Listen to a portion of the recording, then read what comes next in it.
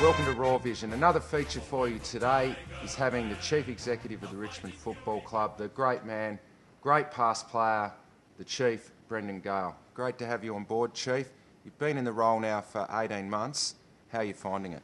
It's great, Richo. It's extremely challenging. I mean, every day you bounce out of bed and there's a series of challenges, and I think we've set ourselves some really ambitious goals. So that puts pressure on everyone, which as it should. So it's really important. But mate, look, I've just got to enjoy the support of a great bunch of people here across the entire footy club. So it's great working with them together in one direction, I guess. So extremely motivating environment, footy clubs. What's the best part about the role?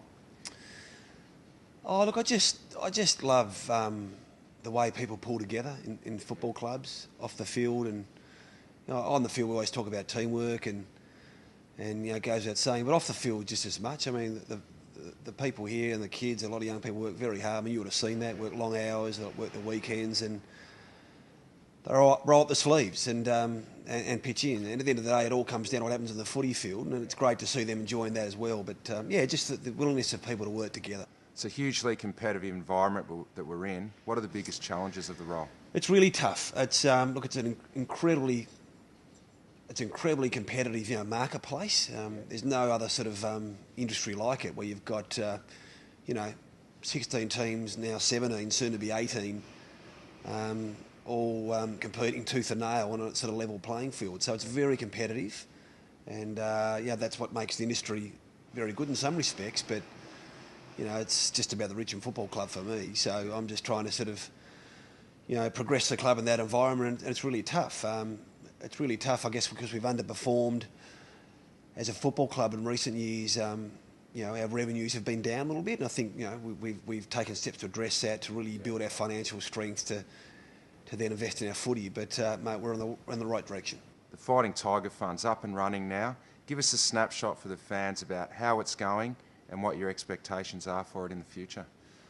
It's going really well. I'm not really sure what our expectation was when we started. We knew what the message was, and it was about the importance of investing in our football program to get our football performance up to a level which will then sort of feed into our business, and that's the message. So it wasn't a message of doom and gloom and despair and help, they're going to take our club away.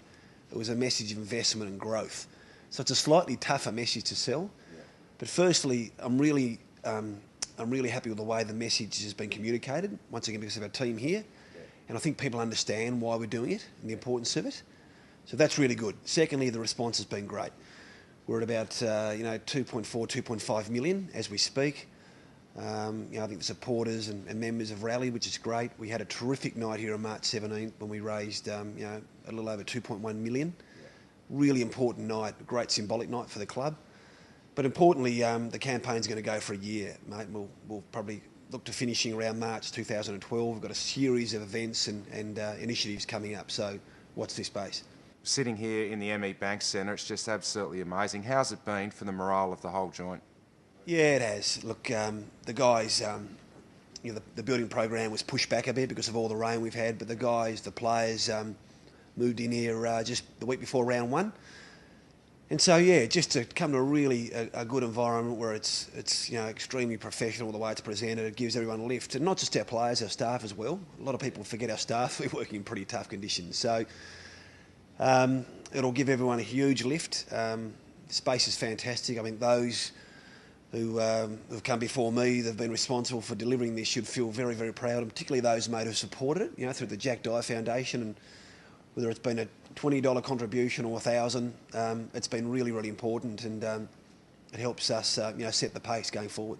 It's been a big off-season. Obviously, we're sitting here in the ME Bank Centre, but we've got plenty of other new sponsors on board. Yeah, we have, and look, we almost experienced what you call the perfect storm in footy. Our three major partners all dropped. Well, they didn't drop out. Fortunately, Dick Smith and Luxbet have stayed, but at reduced levels. But really proud to have Jeep on board. They're an authentic, iconic car brand, a bit like we're an authentic, iconic football club. There's a real good match there. Bingle, a terrific partner, so both our co-majors. We've got Cougar, been a wonderful apparel supporter. We've got Clive Peters, who come on board the shorts, Signet. Host Plus, Light and Easy. We've done really, really well, and we've got great relationships with some of the top tier committed corporate partners. It's been an issue here ever since I can remember, the removal of the cricket pitches. How are we placed now with that? Well, the deal was done, mate, importantly. The Richo Cricket Club have been here for 150 years, and they've had a very long and proud history. So it was important in approaching any negotiations to relocate them. They were treated with the dignity and respect they deserved, and I'm quite proud of the fact that we've been able to strike a deal to relocate them, which has been a real win-win. So they'll be relocated to Glen Waverley, but importantly we get this oval 24/7, 365 days a year. Right now, as we speak, we're looking at the redevelopment, the reconfiguration of the oval, the removal of the pitches. We'll put that out to tender. We probably won't be able to begin those works until towards the end of this season, mate. But hopefully be available within the next 12 months. So we'll have a terrific facility both on and off the field here. When you first came on board, Smacky, you had a very ambitious 5-year plan. How's that tracking at the moment?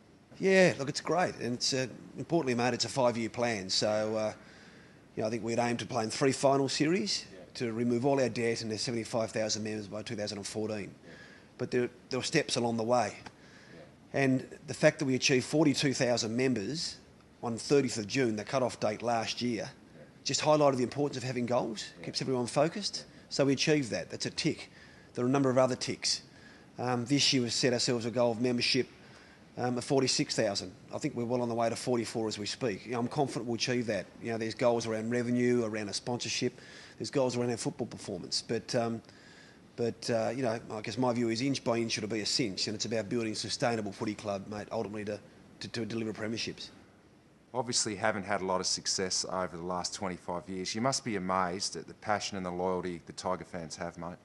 Mate, it's someone at the AFL described it as a phenomenon the other day, because let's be honest, mate, we've played in, the last time we played in successive final series was 74-75, which is remarkable really, because even in those times, whilst we've underperformed it, we've been a damn good side too. So, but the fact that we've got nearly 44,000 committed members, that the sentiment is really good, is just terrific. It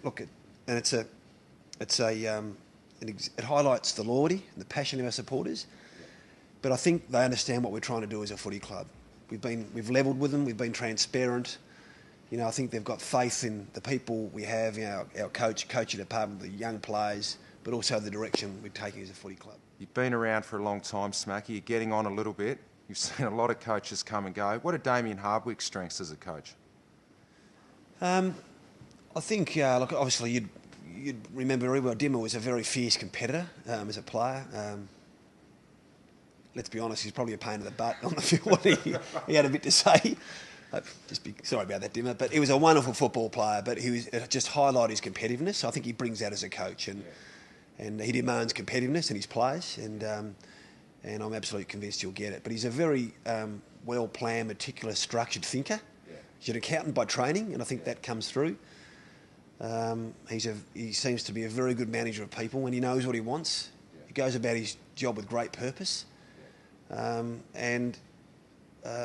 comes with a plan that he's not going to deviate from. So, we're really pleased with the progress Damien's made with this young list. We're really proud to have him here, and we look forward to the day when we stand together as one and when he delivers that 11th premiership. But we've got a long way to go. Now, Brendon, one thing has disturbed me since I've been at the club. Matty Hornsby is now called Elite Performance Manager. He's just a glorified personal trainer at the end of the day, isn't he? Well, he is, but he drives a hard bargain. I mean, he came in and banged the table. He insisted he be called that. To this day, I'm not quite sure why, but sometimes it's better to keep people happy, mate. But it sounds very impressive, and I guess that's all that matters. Well, Brendon, thanks for your time today on Raw Vision. Good luck for the rest of the year, and I'll see you at the footy in the weeks to come. Tiger, yellow.